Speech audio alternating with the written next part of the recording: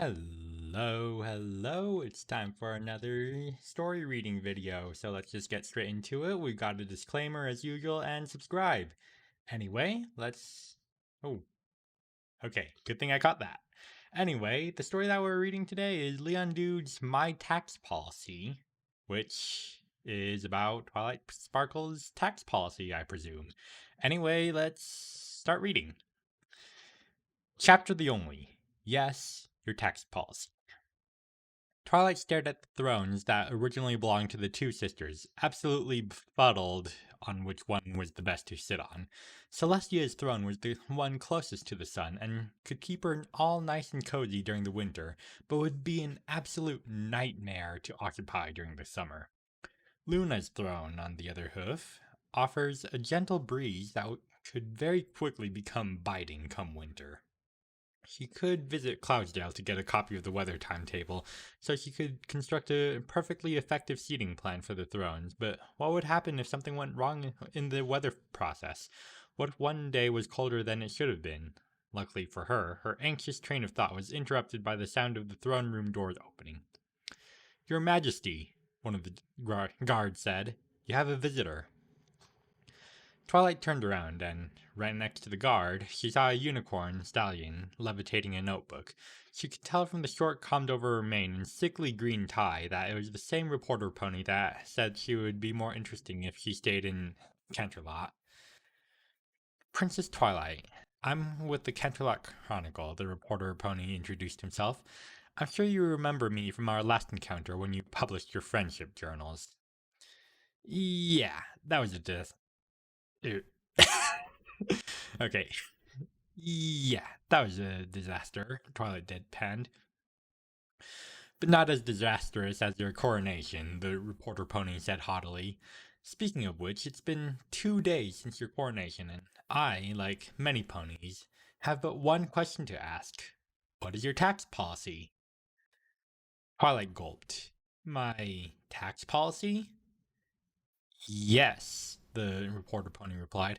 How else are you going to pay for the royal guards or public services like your own school of friendship? Bits don't grow on trees, you know. It's true, they don't, the guard bluntly stated.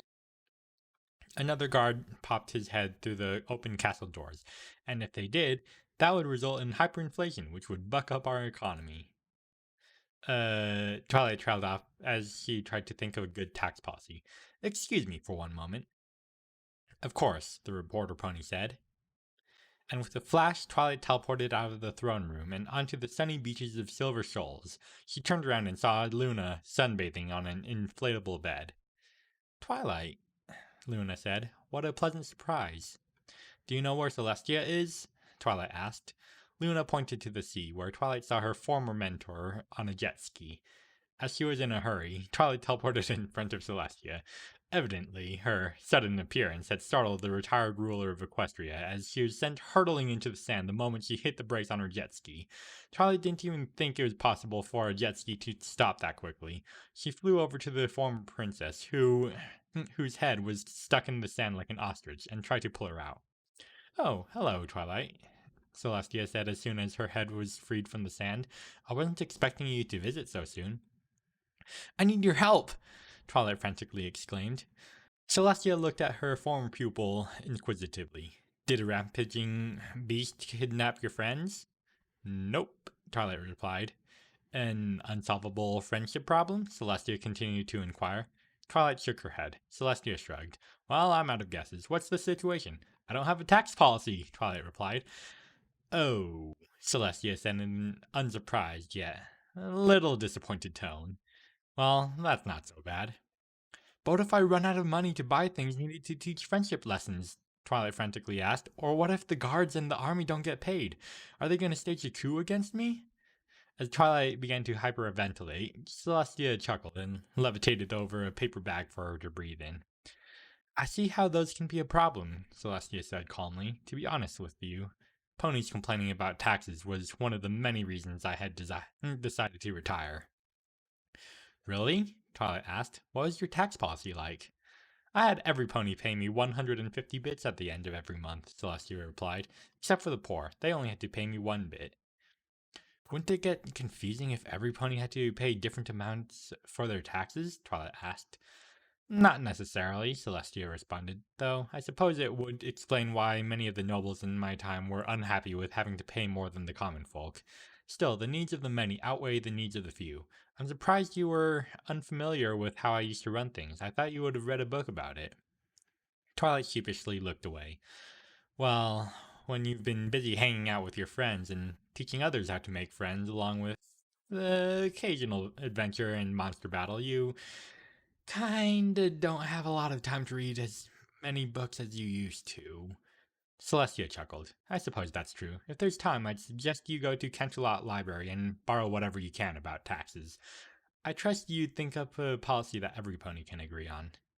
Thank you, Celestia, Twilight said before teleporting away again. Doesn't it seem a bit odd that you chose Twilight as our successor and yet you never taught her what to do about taxes? Luna asked. I thought Congress would take care of it, Celestia replied. You mean Parliament? Luna asked. Celestia shrugged. Same thing. While she was still uneasy, Twilight calmly stood upon the balcony and addressed her subjects below, and if things went wrong, she had a pair of guards by each of her sides. Every pony, may I have your attention, please? Twilight announced. As Princess of Equestria, I hereby declare as part of my tax policy, every pony will have to pay 95 bits every 2 months. One of the ponies below shrugged. Well, it's better than what Celestia made us pay up. And with that, every pony rejoiced at their new princess's tax policy, except for the 2 guards accompanying the princess, who gave each other a concerned look. Do you think we can live off 95 bits every 2 months? One guard asked the other. I certainly hope so, the other guard replied. I have 2 fillies to feed. And that's the story. Anyway, yeah, that's it. Short story this time.